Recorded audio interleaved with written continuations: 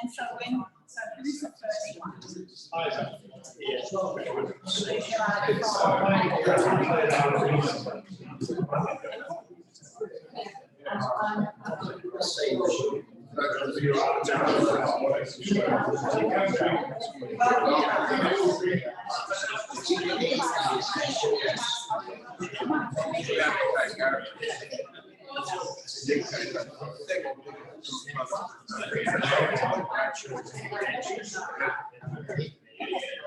Excuse me. Welcome everybody. I'm Robert Johansen. I'm the chair of the Australian Friends of Asha. Tonight, I'd like to welcome a group of people suitably distanced here in Melbourne, and also a lot of people who have joined us on the internet. There are people spread across a number of continents who've joined us this evening. Our objective tonight is to remind some of you and introduce some of you to the work of Asha. Asha is a project in Delhi that works in the slums of Delhi. The Australian Friends of Asha have been in existence now for nearly 10 years. We were gathered together initially by the then Governor of Victoria, Honourable Alex Chernoff, and I'd like to acknowledge Alex, who I think has joined us tonight. The idea was that we would support the work in the slums of Delhi, work being done by Dr. Kieran Martin. Dr. Martin started in Asha over 30 years ago. She was a young paediatrician, turned up into a slum in Delhi to deal with a cholera outbreak, and she stayed. A local health problem turned into a childhood health project, into a maternal health project, into an urban infrastructure project, into a land rights campaign, and into a wide education project. Truly is a social transformation spread across a whole range of areas and disciplines. And now Asha works with over 700,000 people spread across slum areas all over Delhi. Tonight you'll be hearing from a number of people who've had contact with Dr. Martin and with Asha, and I'll introduce them to you one by one, and we'll also have a chance of going to hearing from Dr. Martin and going into one of the slums in Delhi and seeing what's happening there. Our objective tonight is to raise some money to support this work. We in Australia have been able over those 10 years to provide a lot of support, but as you can imagine, and particularly in these times where slums have got shut down, the need for funding to support this work is immense. And so I hope that from having this exposure, you'll see how important it is that this work goes on. The first person you'll hear from, I'd like to introduce, is the former Prime Minister, the Honourable Julia Gillard. Hello.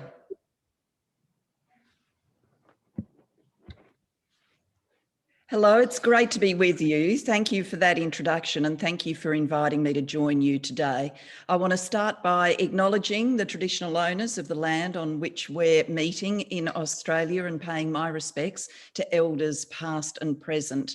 I want to thank you too for tolerating my time constraints. This is a very brief drop-in. I apologise for that, but this is a big, indeed somewhat fraught week for me because the book I co-authored on women and leadership with my great friend, Dr. Ngozi Okonjo-Iweala, is launching in the United States this week. So it's a big time.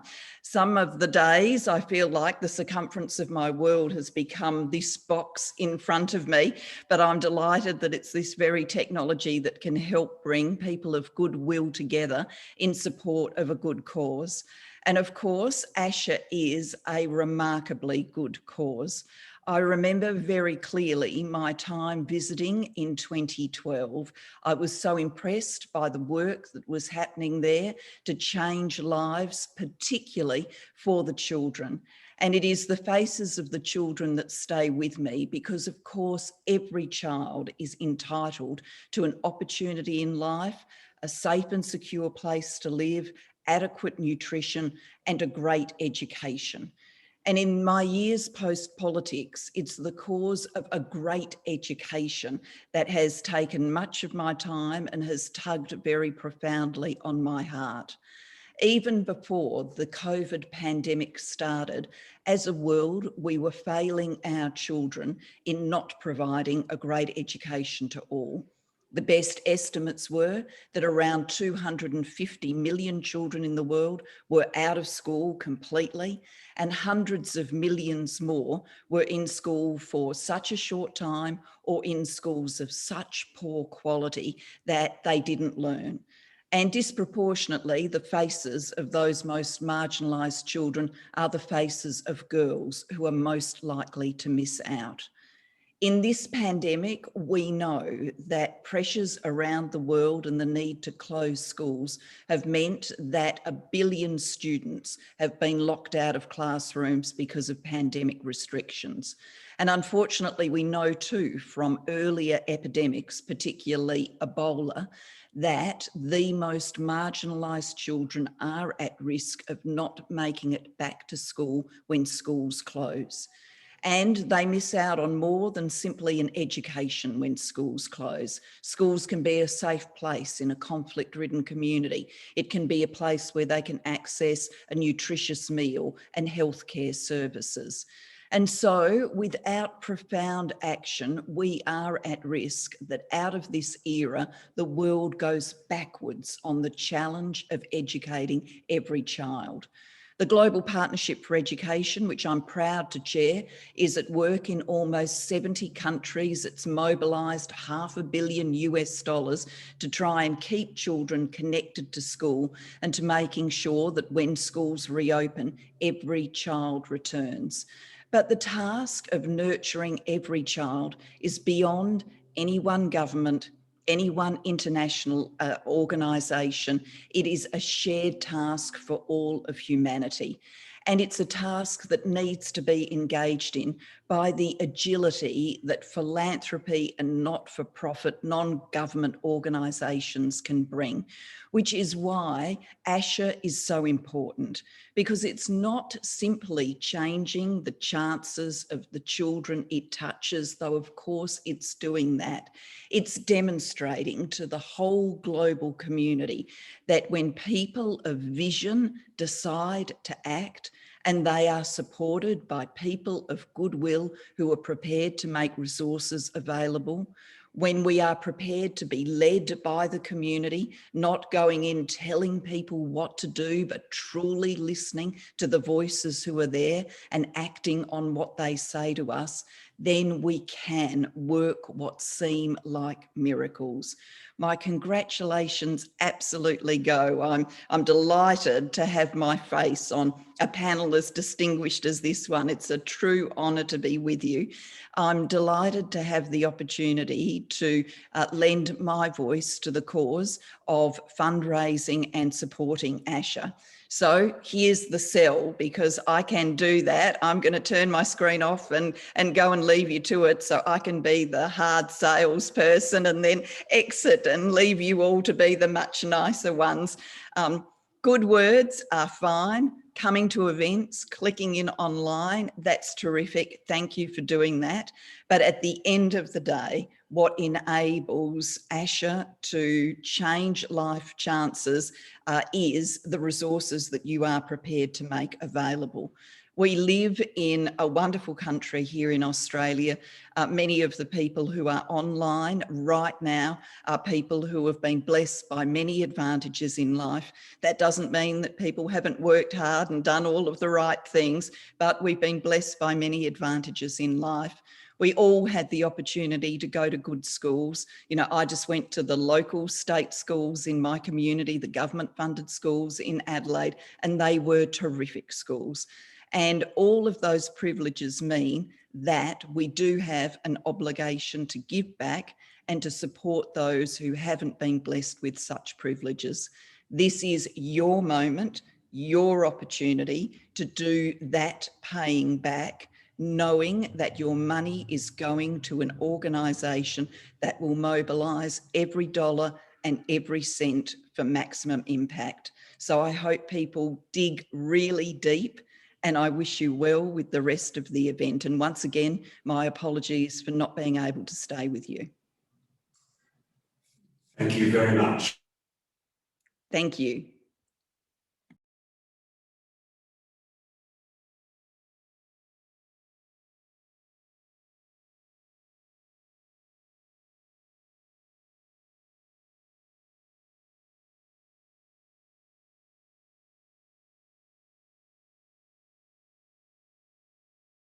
You, Julie Bishop.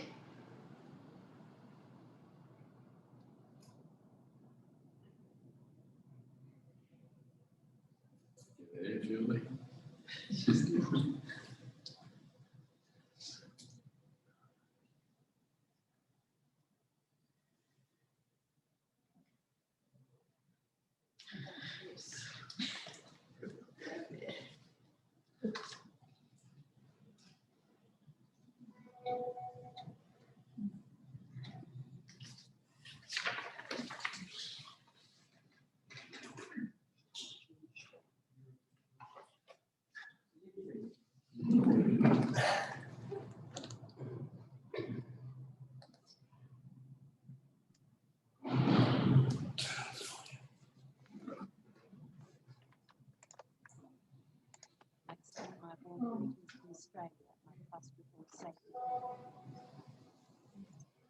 One of my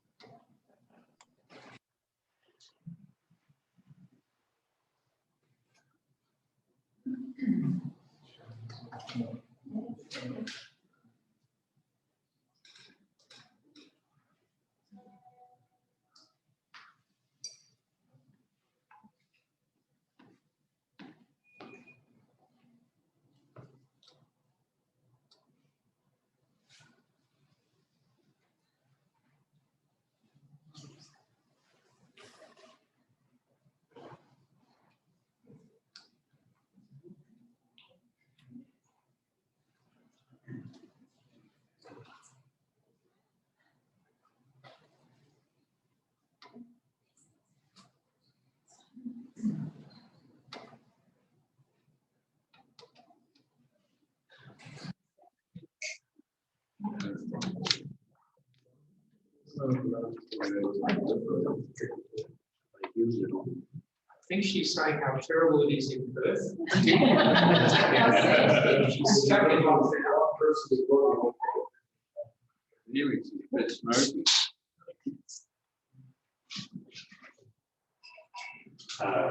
Sorry about all this. What are we doing? Are we going to go on to the next one? Yes, that's right. So we particularly wanted Jill Bishop because she's also visited Asha in the role as Foreign Minister. And the ANU sponsored and supported a student from Asha who's come and studied advanced mathematics there. So they were the reasons we wanted to involve the ANU. Our next speaker is the High Commissioner to India, the Honourable Barry O'Farrell. So I hope we'll hear from him.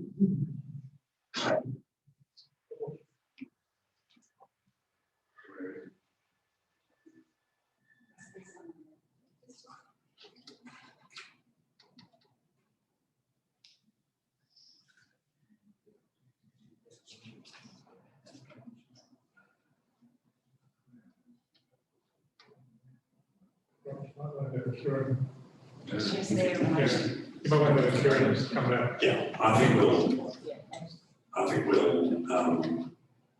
so any problems with the recorded speeches.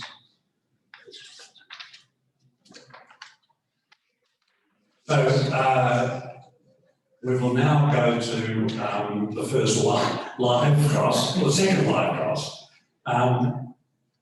So I'd like now to introduce Dr. Martin. You'll remember she's the woman who turned up in the slums in Delhi now over 30 years ago.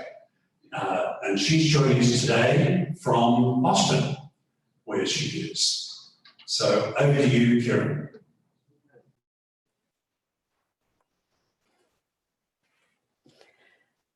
Former Prime Minister, the Honorable Julia Gillard, Chancellor of ANU, the Honorable Julie Bishop, His Excellency High Commissioner Barry O'Farrell, founding patron of the Australia-India Chamber of Commerce and former Premier of Victoria, Ted Baillieu, founding patron of Australian Friends of Asha and former Governor of Victoria, Honorable Alex Janov, Chairman of Australian Friends of Asha, Robert Johansen, and board members, distinguished guests and friends.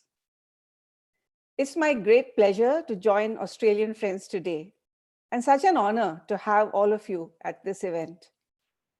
It was a matter of great joy and pride for us to hear the wonderful news that our chairman, Robert Johansen, was conferred with the AO on January 26th of this year. Warmest congratulations, Robert. Through Asha's journey to support some of the poorest in India, Australia and its people have been all-weather friends. Perhaps it's the deeply held values that we share. I've been struck on my visits to Australia by the depth of egalitarianism, the idea of the fair go. And with the help of so many Australian friends, a fair go is what Asha is seeking to provide for slum dwellers. Asha has been supported at every level. We have been blessed by support from former Governor Generals and Prime Ministers, Ministers and High Commissioners, to Australia's corporate giants like Macquarie, Rio Tinto, and the Australia-India Chamber of Commerce, to Australia's most prestigious education institutions like the University of Melbourne, Trinity College, Sydney University, ANU, and the University of Queensland. To everyday Australians like school children, nurses, and teachers that fundraise and volunteer. The breadth of support is truly a testament to the Australian spirit. And the Australian spirit is shining through again to support Asha and its communities during COVID. Thank you for standing with us in this crisis. Many will know the story of Asha. Asha was born in a health crisis, a cholera outbreak in a Delhi slum community in 1988. As a young pediatrician, I provided nailed intravenous drips to a tree and offered healthcare to communities that had been left behind. Healthcare is Asha's foundation, its history. We have stood with Asha's poorest communities and battled disease, battled poverty, battled lack of education, battled infrastructure and finance gaps. Yet in all of Asha's 30+ years, we have not had a bigger battle than the one we have waged against COVID. For the 91 Asha slum communities and the 700,000 that live in them, COVID has brought economic despair. When the Indian government declared a lockdown, employment suddenly ceased. Day laborers, maids, rickshaw pullers, construction workers. These were the fragile, low-paid jobs that kept families from starvation. The health crisis went far beyond coronavirus. Government workers stopped coming to clean the public toilet blocks. Routine immunizations were put on the back burner. The elderly couldn't access badly needed medical services to manage non-COVID medical conditions. Asha was the first responder. The lockdown was announced at midnight on March 24, and we were out in the slums the very next day.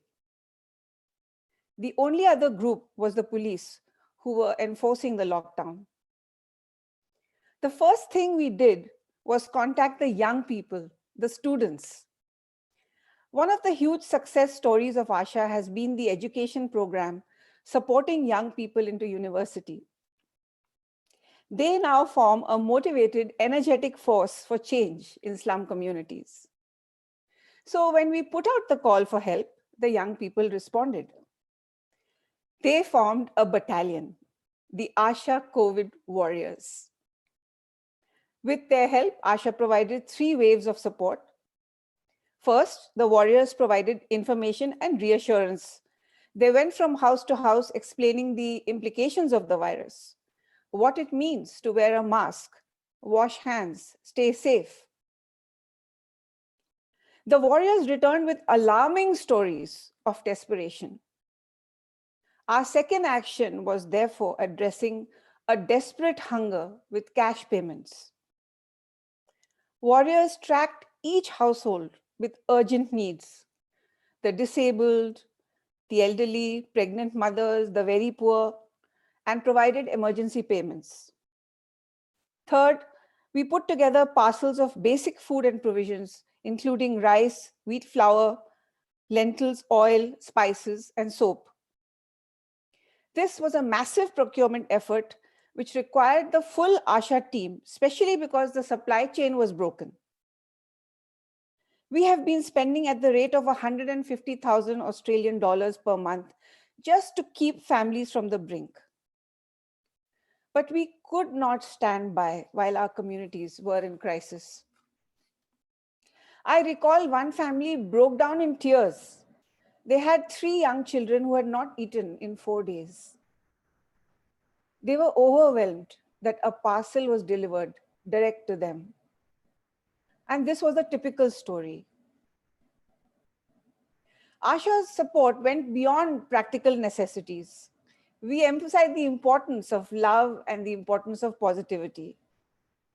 We were seeing families in such despair that they were neglecting to cuddle their children, including young babies. Asha started supplementary nutrition sessions for mothers with children under 5. We provided high-calorie, high-protein laddus. A laddu is like a sweet protein ball to counter malnutrition. Importantly, it encouraged mothers to take the time to feed lovingly and cuddle their children. While we face one of the greatest challenges, Asha warriors carry a message of positivity, of hope. After all, Asha means hope. It is in our DNA. Thousands of families continue to be in a state of financial distress because there is no work or little work. We must double our efforts. We must make sure we don't leave anyone behind. I was deeply concerned that the progress we had made in supporting students to excel and gain admission to university would be reversed. COVID has tipped some Asha students off course. The odds were stacked against them.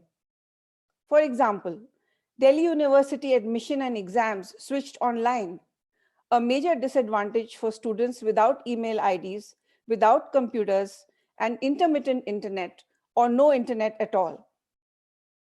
In spite of all this, can you believe that 82 slum students got more than 80% and gained admission to Delhi University? The topper was a girl called Fazia, and she got 96% and is doing a bachelor's in English honors. Adil got 93%. He's doing a bachelor's in science and physics honors. Karthik got 93%. He's doing a bachelor's in political science honors.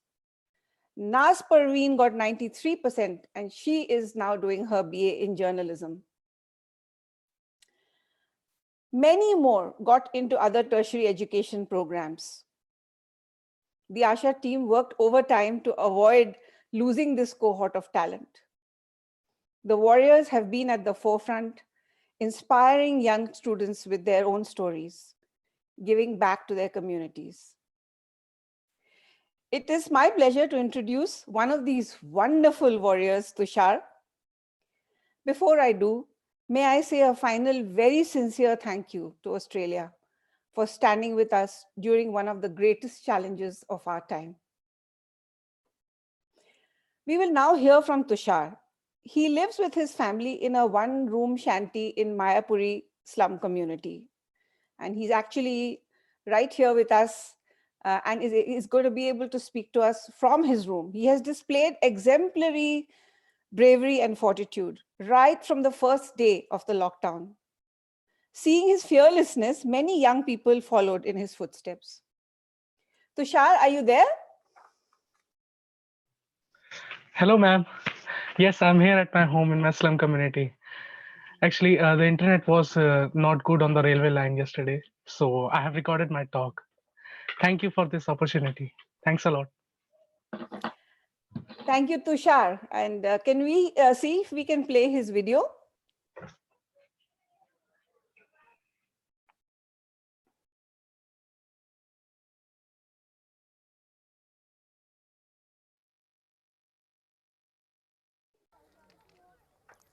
Hello everyone, my name is Tushar and I live here in this slum colony next to these railway tracks in West Delhi. My home has one room shared by 4 family members and it is right in front of the largest open drain of Delhi. My father is a labourer working in a scrapyard earning 120 Australian dollars in a month. When I study at night, I would read under a dim light of a small lamp in one corner of the room to not disturb his sleep. I was introduced to Asha by one of Asha's ambassadors who told me about the higher education program. Through the mentoring and financial help I received from Asha, I was able to complete my BA with honors in history at the prestigious Delhi University. Without Asha's help, I would have become a laborer like my father. The nationwide lockdown in March created havoc in the slums. The majority of people in my community are daily wage laborers working in the scrapyard, and my father is one of them. Overnight, my father became jobless, and after 1 week of the lockdown, our savings were exhausted. We started having just one meal a day, and the situation of most of the families living here was similar to ours. Fear and anxiety gripped the slum dwellers all over Delhi. Dr. Kiran ma'am immediately formed an Asha Corona Warriors team, and this team was made up of about 300 young people from the slums supported by Asha and studying at Delhi University. I felt fortunate to be a part of this team.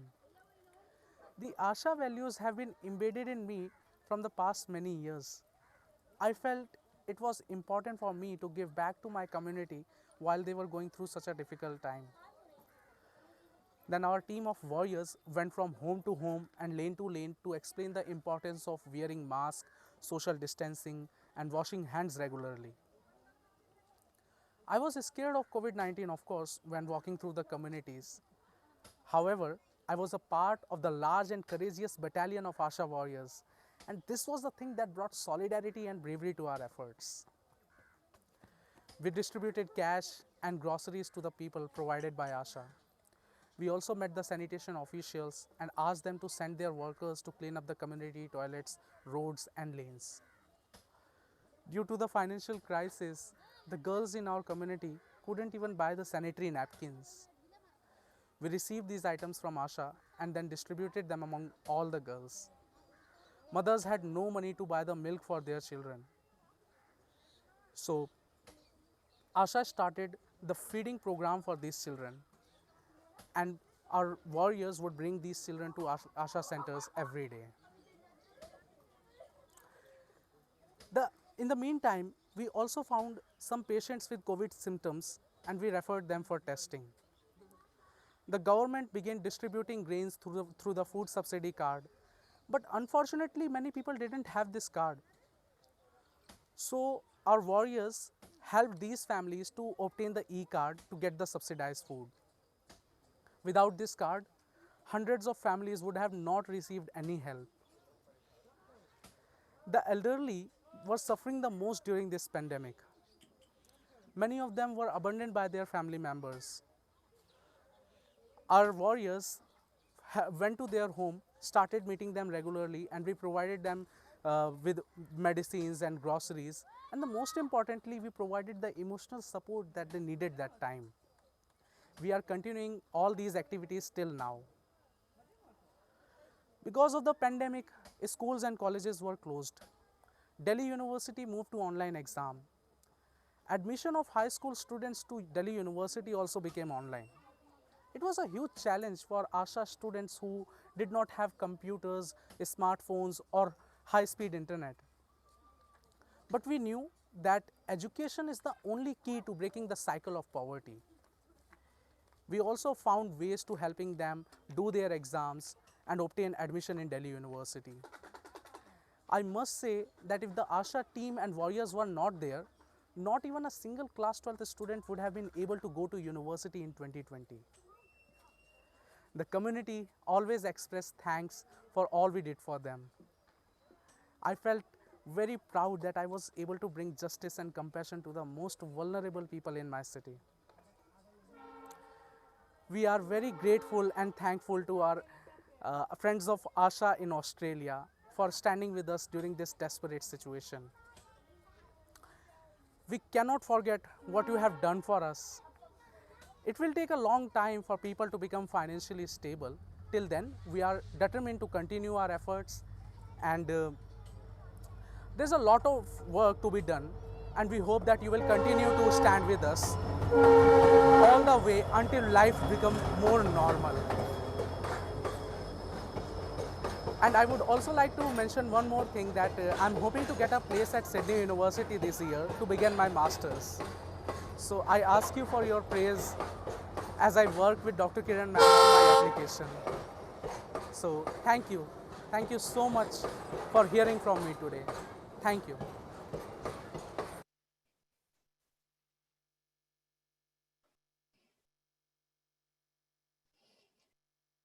Tushar, that was an amazing speech.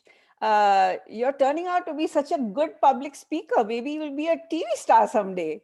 Well, thank you so much, Tushar, for sharing your story with us. And I now pass it back to Robert. Thank you, ma'am. Thank you, Kiran, and thank you very much, Tusha.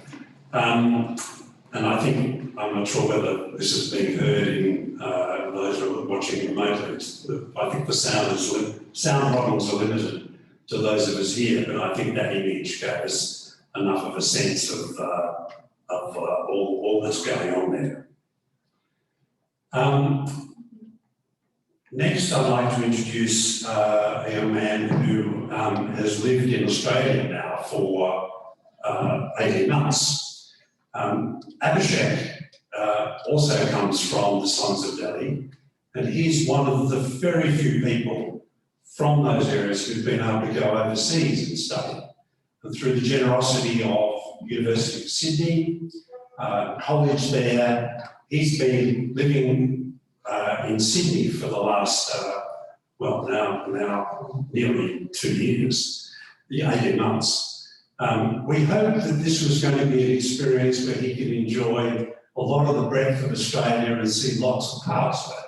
But his experience so far is limited to a very small area in the middle of Sydney.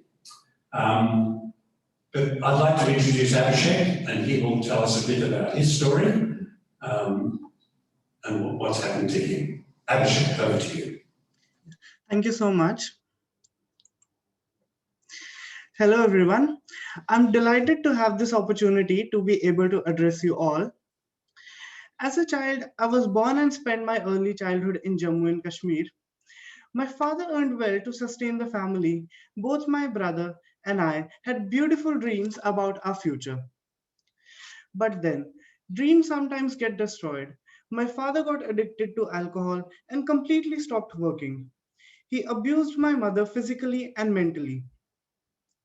He would beat my mother whenever they used to fight. It broke my heart to see that, and sometimes I used to cry. When my mother could not bear it any longer, she decided to leave him. We then fell into poverty and kept moving from one place to another in search of shelter. Finally, we arrived in a slum community called Piragadi in northwest Delhi. There are 2 rooms in my house. One room is used as bedroom where we all live our daily lives. We sleep together in this room, and this is where I study. The size of room is about 60 square feet. The other room is a tiny kitchen. My house is made of tin, which gets tremendously hot during summers and extremely cold in the winters. Living in the slum is not easy. People quarrel out loud, play loud music, and often you can hear everyone interfering in your personal matters. Concentrating on my studies was very difficult. There is an open drain on one side of my house. The drain is always filled with plastic packets and garbage, which often overflows. Malaria, dengue fever, and diarrhea are common because of the flies and the mosquitoes. During my high school years, I began to visit Asha Center in my slum regularly. The entire Asha team, as well as senior Asha students and graduates, motivated and inspired me to study hard and get the required marks to secure a seat at the prestigious Delhi University. I began to study at the Asha Center instead of my house, as it was a quiet, safe, and comfortable place for me to learn and study. Asha provided me with study materials and question papers, which helped me a lot in my exams. They also conducted mock tests for me to help me get the experience of real exam environment. I could hardly believe it when I got 89% in my 12th class school living exams. I can truly say that it was because of Asha showed me the way. I can never forget the day when I met Dr. Kiran for the first time to share my exam results with her. I had no idea about the university education since no one in my family or community had ever gone. She took me under her wings to mentor me personally. I felt so fortunate that she had decided to take personal interest in me. She helped me to apply for a bachelor's in commerce program at Delhi University, and I got in. I was delighted. Asha provided me with financial assistance for my college tuition and other expenses. It would have been impossible for me to study without this, as I was living in poverty. Further, Asha provided me with summer internship opportunities at prestigious organizations like Macquarie Investment Bank, British High Commission, and International Monetary Fund. These internships completely changed my life and gave me insights to the professional and corporate world. Such opportunities are rarely available even to middle-class Indian students. One day, Dr. Kiran gave me a piece of news that stunned me. I found that among many students, she had chosen me to be sponsored for a master's program in management science at Sydney University. This program would provide me international exposure and familiarize me with global management practices. Never in my wildest dreams I could ever imagine that I can get an opportunity to study at an international master's program in such a prestigious university. There are so many aspiring students who were interested and I'm sure were deserving of this scholarship. I consider myself most fortunate to have been chosen. Not only I will be able to build a wonderful career, but also will be able to help other students from Asha slum communities with similar backgrounds to mine. Through paying it forward, I will be able to help many other young people from disadvantaged backgrounds to get better opportunities in life. Last year in November, there was a major Asha event at my slum colony where the Vice Chancellor, Dr. Michael Spence, Ms. Tanya Rhodes Taylor, and some other members from Sydney University were invited. The Vice Chancellor gave me my scholarship trophy in the presence of my family and community. I kept thinking it was a dream. My heart was filled with happiness and gratitude. I can never forget that day in February when I left for Sydney. I was so excited that I could not sleep throughout my flight. Once I reached Australia, I met senior Asha graduate Mahinder, who had studied at University of Melbourne and now is working at Macquarie in Sydney. Mahinder became my mentor and guided me on academics as well as culture of Australia. I'm living at the beautiful Sancta Sophia College. When I came here, I had my own room for the first time in my life. I go to dining hall to enjoy the delicious meals. I have made so many good friends from different countries. Within a few weeks of my arrival, the university was closed due to pandemic and everything shifted online on Zoom. It was a new and challenging experience for me as I had never taken online exams before. But I'm very glad that I lived here in college and met so many new people. Another special aspect of my master's program was the exchange, where I was going to Dublin in the last semester. However, the physical outbound this year is cancelled, and I will be attending classes from Dublin while living here in Sydney. Moreover, I want to say that during these difficult times also, I'm studying and living here in such a good environment. I would like to express my deep gratitude to Sydney University, particularly to Ms. Tanya Rhodes Taylor. Without her support, I would not be here today. Thank you to all the board members of Friends of Asha Australia. Because of all of you today, I'm here and pursuing my master's from such a prestigious university, something that I had never imagined. Dr. Kiran is like a mother to me, and I love her very much. God sent her into my life to transform it completely. I'm a passionate believer in the Asha value of paying it forward. I would like to continue to help so many other bright students from different communities of Asha to attain their full potential. Thank you all for the opportunity of sharing my story with you today. Thank you.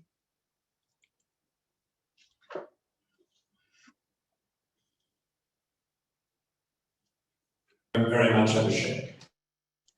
I spend a short time each week talking to a young girl who's doing an undergraduate degree in Delhi, and to see her sitting on the floor of the room, which is the house, on a small, fairly primitive mobile phone, and that's where she speaks to me from, but it's also where she does all her university from. It's extraordinary the efforts these kids go to take advantage of the opportunity that's been given to them for their lives to be transformed. It is really impacting and extraordinary. We're next going to hear from the CEO of the Macquarie Group, Shamara Wikramanayake. Macquarie's been a fantastic supporter of Asha. As Abhishek has said, they provide internships in Delhi, and they've also provided monetary support, been huge supporters of this Asha project, and we really can't thank them enough. So now we've got a message from Shamara. The word Asha in Hindi means hope, and it's hope that inspires the extraordinary work done by Dr. Martin's organisation. Asha has always given people living in slum areas hope, inspiring them and allowing them to realise their potential regardless of their background, caste or religious beliefs. Asha uplifts students by providing access and creating pathways to education both within India and internationally. Along with Asha's mentorship program, young adults are empowered to live their lives independently, becoming role models for others in the community.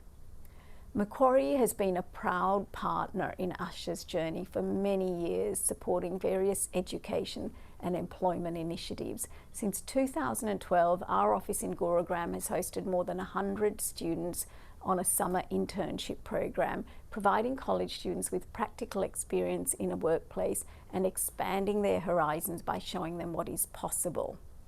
It always gives me great pleasure to hear of success stories from our Asha alumni. We have students employed in our offices in both Sydney and Gurugram, students who have received international scholarships, and sometimes students who've done both. I would also like to recognise and thank our employees who provide tailored and practical guidance, often supporting students long after their official internship program is over. And I appreciate from my own personal experience that our people continue to learn and be inspired by the Asha community. We're proud to support Asha beyond the education program too, providing support to health and empowerment initiatives, delivering training sessions to local communities, and sharing our network to help Asha identify new opportunities. We would recommend the experience of partnership with Asha to other organisations as a way to help deliver enduring community outcomes. The global pandemic has presented many challenges, and the social lockdown measures continue to have profound impact on businesses, livelihoods, and communities. And as we know all too well from our own staff in Gurugram, India has been dealing with the impact of the pandemic for a long time. While we don't know definitively how long the current situation might last, on behalf of Macquarie, I'm glad to show our continued support for the work being done by Asha. To the team at Asha, congratulations on the 2021 Australian Friends of Asha event, and thank you for your ongoing contribution to the people of India. We do thank Macquarie and Shamara for their support. They, as Shamara said, they are one of a whole number of organisations that now provide financial support, but maybe even more importantly, open their doors to let children go, work, broaden their horizons, experience a whole different set of possibilities to those from where they come. Many of you I know have been to visit the slums in Delhi. They are difficult places even without imposition of restrictions of COVID and limitations of work. But people go there because it gives them a possibility for a better life than the life they leave behind. And so the opportunity for us to help them opens up a whole lot of possibilities, I think, for all of us. For it to send one of those children to university in Delhi, this is fees, books, support, and in many cases clothes, is $1,000 Australian a year. It's on our reckoning a trivial amount, and yet out of that comes a whole lot of possibilities. An example, we thought hard about bringing students from Delhi to study in Australia, but when Mahinda graduated from Melbourne University, that increased the interest and the participation and the excitement in the slums for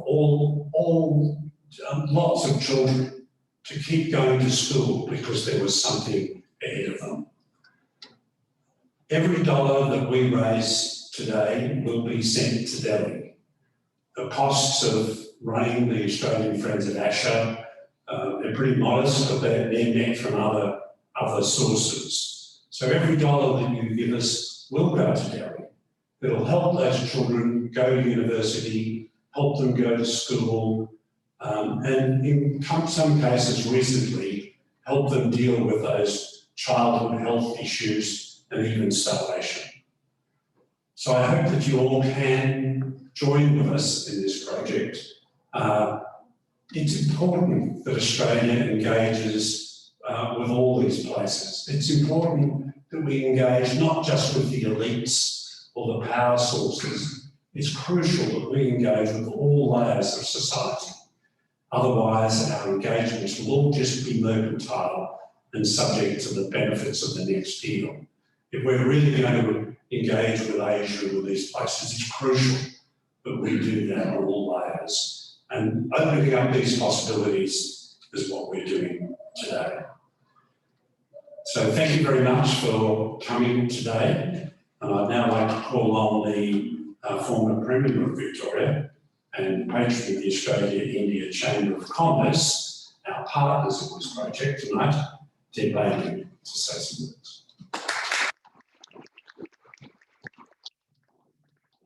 Thanks very much for that, and congratulations on your honor.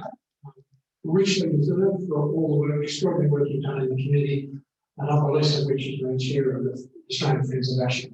And can I also thank Julie and Julia? I haven't seen Julia for a while. I think the last time I saw Julia, we were wrestling in the political terms, but it's good to see her in such good form.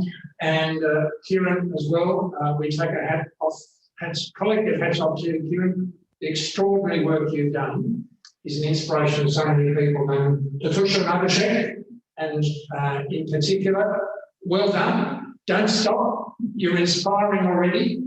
You've lifted a lot of hopes around you, and you've got a lot of people behind you. So good luck. And this will sound silly, but many of us would trade places with you in a flash, because you're young and aspirational. You have futures in front of you. Most of us are old and weary. So don't miss the opportunity. It's a fantastic thing to do. And thank you to Shamara and Macquarie for all the work they have done. And as Shamara was saying, Asha, the Hindi means hope. It's sometimes referred to in the world of Asha as also an acronym meaning action for security for all. And I think it might have an application here as well. An extraordinary organisation in an extraordinary part of the world. And I often say to people, Australians don't understand a lot about India. That's historic, but we do feel a great kinship with India. There's a fundamental friendship there. But if you think about the size of India now compared to Australia, there's a dimension there we just don't understand. We just don't appreciate it. You can't appreciate it until you've actually been there. And you think about the challenges of the next 30 years in front of India, they're big now. India is huge. But in the next 30 years, they'll be adding 360 million people. That's 13 or 14 Australians. And we have some people here who would argue that our population is too big here. Well, just remember that in Delhi, the population of Delhi alone is bigger than the Australian population. And there are I think, around 20 or even more than 20 of the nearly 30 states and territories in India that have populations bigger than Australia's. But they're adding another 13 or 14 Australias. So there are challenges now, but there are enormous challenges ahead. And Abhishek and Tusha are going to solve those challenges. And those challenges, if you think about it, if you're in the shoes of a politician in India, we have politicians here who worry about job numbers. Well, just to keep the current pace in India, the politicians in India have to find work for an extra 1 million people a month for the next 30 years, on average. It's an extraordinary task. And if you spend any time in India, as I've done, you will have seen the slums, or been through the slums, or the people who've worked in the slums, and it is an enormous challenge. But it also comes with Asha, and it comes with great hope. So this is the moment of the evening where we ask the staff to lock the doors so you can't get out. You can't get out because we're all going to contribute to Asha and the Asha Warriors. And there are many ways to contribute. We can obviously contribute gifts of money, and that's much appreciated, as you see. We can give time. We can give a home in Australia for the students here. We can subsidise education. There are plenty of things we can do. I often say about the change that's occurring in India, that given the size and dimension of it, there will be political changes, there will be economic changes, there will be social changes, and there will be changing relationships. And the relationship with Australia will only grow, and in my view, only get better. And I refer to all of that change as being inevitable. Asha's challenge isn't inevitable. We can make it inevitable by supporting it. And I just want to say to you, Rob, thank you to you, Asha, to Kieran and Tushin Abhishek and all the others. Thank you to Julie and Julie for making their time. Julie may or may not be aware that we couldn't hear what she said, but I can assure you it was written. Wherever she is, she shines brilliantly. And thank you very much. So it's asking time. I'm not going to do anything more other than say thank you to everybody involved. The key to the door will come alongside the key to your heart and the key to whatever you're prepared to contribute to Asha. Thanks very much.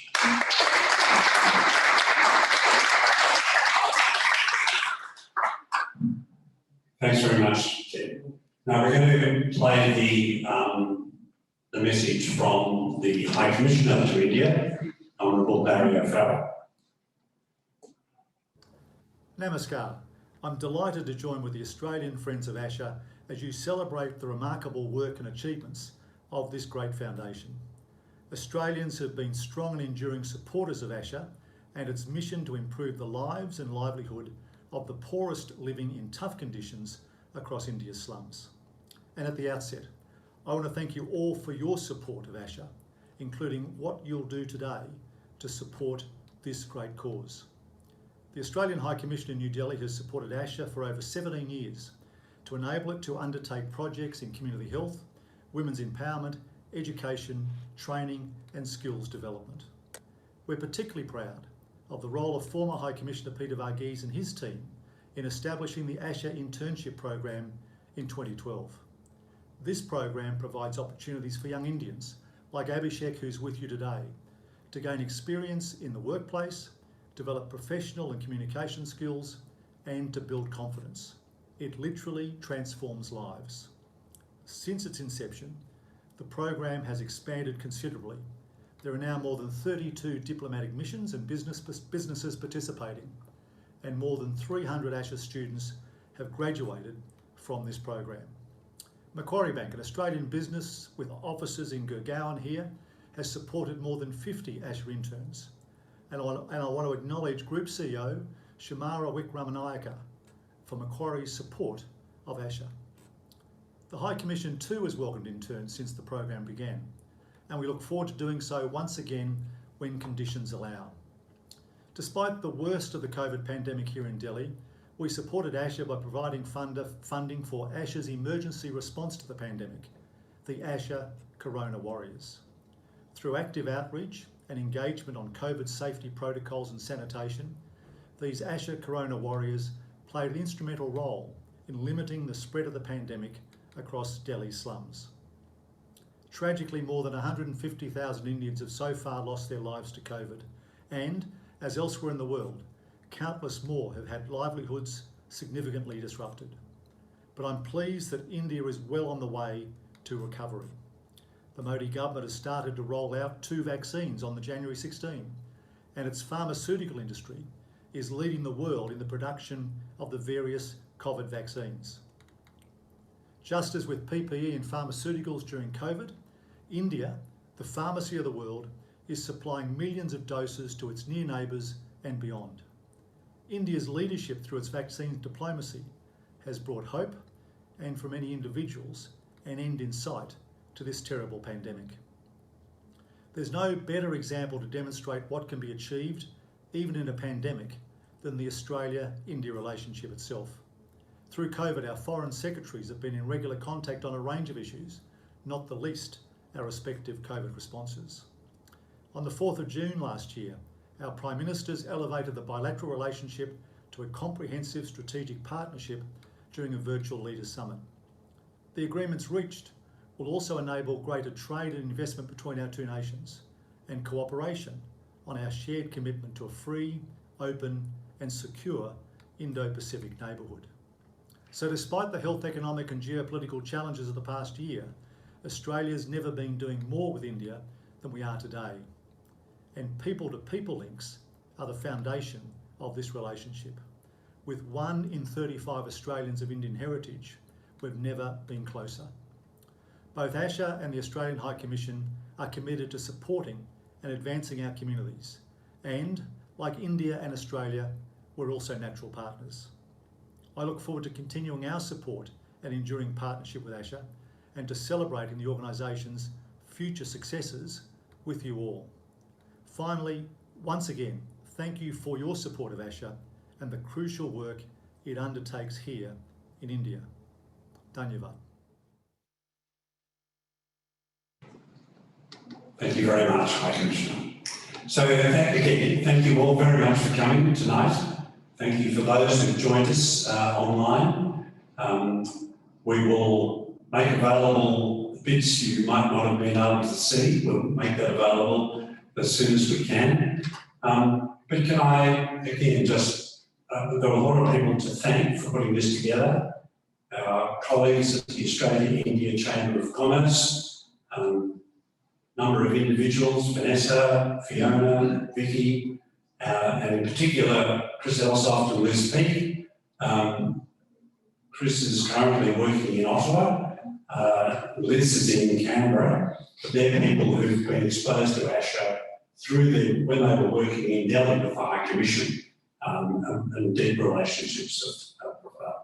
So I hope you'll all dig deep. As I say, the financial need is urgent, but the results and the possibilities are huge. Thank you very much. It's been a great pleasure to be with you tonight. Good night.